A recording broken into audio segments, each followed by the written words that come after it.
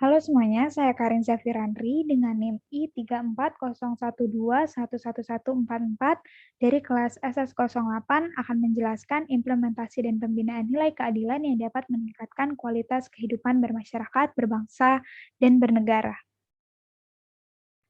Seperti yang kita ketahui, kalau Pancasila itu ditetapkan oleh Panitia Persiapan Kemerdekaan Indonesia pada tanggal 18 Agustus 1945 di sidang pengesahan Undang-Undang Dasar 1945. Nah, rumusan yang disepakati itu berisi ketuhanan yang Maha Esa, kemanusiaan yang adil dan beradab, persatuan Indonesia, kerakyatan yang dipimpin oleh hikmat kebijaksanaan dalam permusyawaratan perwakilan, dan terakhir adalah keadilan sosial bagi seluruh rakyat Indonesia. Pancasila sebagai ideologi bangsa Indonesia pastinya memiliki nilai luhur yang tercermin pada setiap nilai yang terkandung di dalam sila-sila Pancasila. Nah, nilai-nilai yang terkandung ini dijadikan sebagai acuan dan pedoman untuk kehidupan masyarakat Indonesia dalam berbangsa dan bernegara. Salah satunya adalah sila kelima yang mengandung nilai keadilan sosial. Nilai keadilan sosial itu berarti masyarakat Indonesia memiliki hak dan kewajiban yang sama, memiliki bentuk kesempatan yang sama tanpa adanya beda. Nah, sila kelima ini dilambangkan sama padi dan kapas, yang artinya sandang dan pangan. Kenapa sandang dan pangan? Karena sandang dan pangan merupakan hal yang dibutuhkan untuk bertahan hidup. Nah, maka dari itu bisa diartikan bahwa setiap warga Indonesia memiliki hak atas sandang dan pangan secara adil. Dalam kalimat keadilan terdapat kata adil. Nah, kata adil yang dimaksud ini merupakan serangkaian perilaku yang menempatkan sesuatu sesuai dengan posisi dan porsinya yang menjadi unsur naluriah manusia untuk pembentukan kedamaian bersama. Pada alinea kedua Undang-Undang Dasar 1945 ini disebutkan, dan perjuangan pergerakan Indonesia telah sampailah kepada saat yang berbahagia dengan selamat sentosa menghantarkan rakyat Indonesia ke depan pintu gerbang kemerdekaan negara Indonesia yang merdeka, bersatu, berdaulat, adil, dan makmur.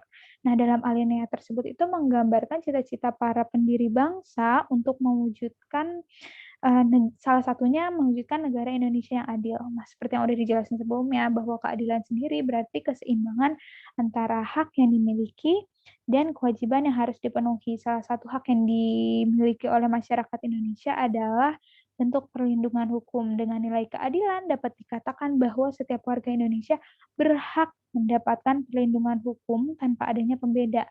Semua memiliki hak yang sama dan rata.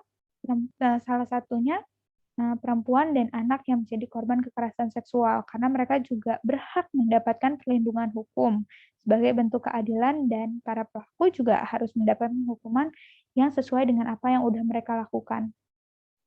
Tapi kenyataannya masih banyak pelaku yang belum ditindak tegas, dan minimnya pengetahuan masyarakat yang seringkali malah jadi menyalahkan dan memojokkan korban. Padahal kekerasan seksual itu terjadi bukan dari apa yang digunakan atau dilakukan oleh korban, tetapi bermula dari apa yang dipikirkan oleh pelaku.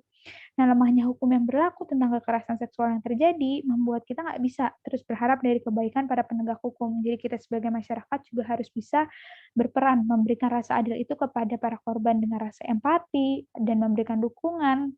Rasa adil itu juga dapat diciptakan saat kita tidak memandang korban sebelah mata dan tidak merendahkan korban. Nah, hal itu tuh bisa membuat korban merasa lebih dihargai atas dirinya, karena kekerasan seksual itu pastinya meninggalkan rasa trauma yang akan berdampak sangat panjang pada kehidupan korban.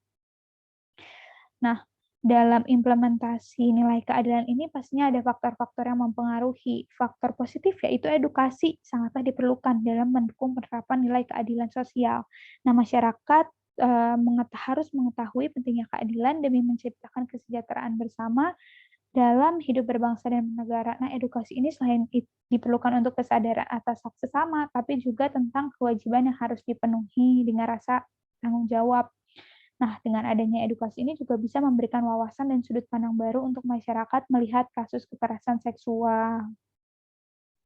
Ada faktor negatif juga, yaitu kepentingan pribadi kalangan atas atau orang-orang yang memiliki kekuasaan membuat minimnya keadilan yang ada untuk masyarakat biasa. Kurangnya pengetahuan dan pemahaman tentang nilai-nilai yang terkandung di dalam Pancasila menyebabkan kurangnya rasa tanggung jawab dan kesadaran diri yang dimiliki setiap individu, yang mempengaruhi proses penerapan nilai keadilan sosial. Nah, kesimpulannya adalah Pancasila itu sebagai bagi bangsa Indonesia itu pasti memiliki peran yang sangat besar ya dalam perilaku kehidupan berbangsa dan bernegara, terutama nilai keadilan sosial untuk para korban kekerasan seksual. Nah, dalam pelaksanaan nilai keadilan masih terdapat banyak kekurangan. Maka dari itu diperlukan adanya edukasi nilai-nilai Pancasila yang bisa dimulai dari lingkup terkecil, yaitu keluarga. Karena kita tidak bisa mengandalkan salah satu pihak saja. Jadi kita semua harus bergerak demi mencapai keadilan sosial itu sendiri. Jadi segitu yang bisa saya sampaikan.